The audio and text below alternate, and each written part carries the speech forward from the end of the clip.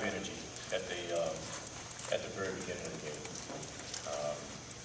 The first time out, I called 49 seconds into the game. I saw an energy level that right away I knew we were in trouble. When you play against an explosive guard like Derrick Rose, you have to make the commitment in getting back and making sure you try to keep him out of the paint. No one guy's going to keep him out of the paint. He's just too fast. He's too explosive. And when I called the timeout, 49 seconds into the game, I saw then and there that my team had not made that commitment that we made in game one. You know, I mean, he's going to get in there. You know, we know he's so good and explosive that he can get in there. But when I don't see the effort in getting back in transition and getting there and allowing him to get to the basket without a contest, I knew that we were not committed like we were in games one and games two. And therefore I called it a quick timeout.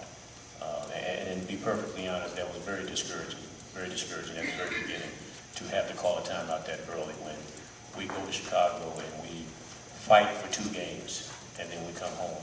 And not even a minute into the game to see that we had a lack of effort in getting back in transition and not making a commitment, keeping them out of the paint. Coach, you guys have done a pretty good job throughout this playoffs of, I guess, not having this team show up. What was it tonight that caused this particular group to show up and play the way they did to finish out tonight? Well, I said it, going into this series, and I made it a point, before game one, before game two, and even game three. You have to come out and match energy and effort. Forget about the X's and O's.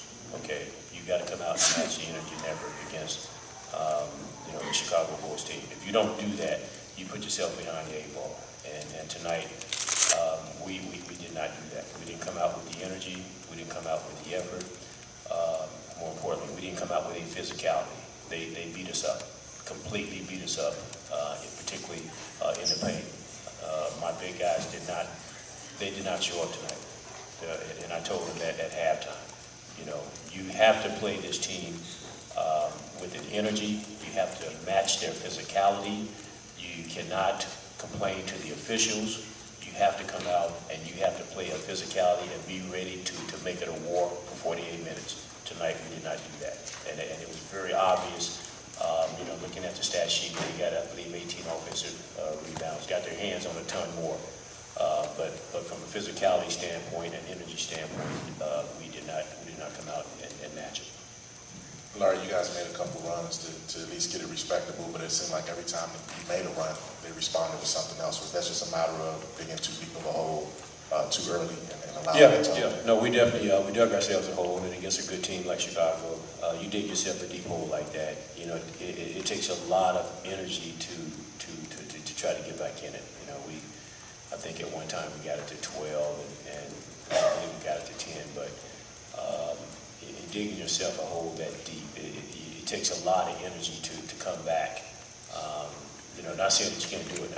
Our first game here during the regular season, it was a similar scenario where we dug ourselves a deep hole and we actually came back and won the game. But you can't always expect that, when you play against good teams, particularly in the playoffs. You have to come out and you have to match the energy and effort. And I told our guys before the game, forget about the X's and O's. Both teams know each other very well. We know what they run, they know what we run.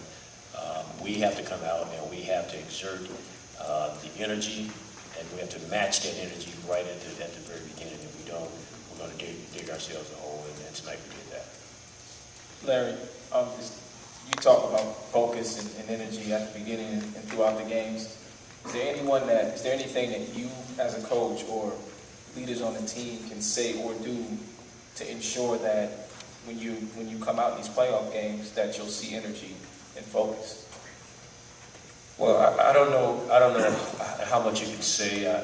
Somebody asked me before about this. Is there anything you do from a motivational standpoint of getting your team ready?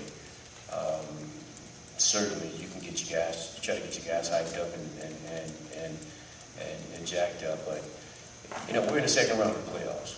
You know, we fought to get home court advantage. You know, we did the same thing in the Orlando series, where we fought tooth and nails to get home court advantage, and then, you know, we came back home and played well. You know, me personally, I don't know what else to tell our guys, but, you know, other than you got to come out and you got to match their energy. You know, you got to match their energy, you got to match their effort. You know, we can't, you know, we can draw plays and tweak things here and there, but if you don't put 110% in everything we do, we don't give ourselves a chance.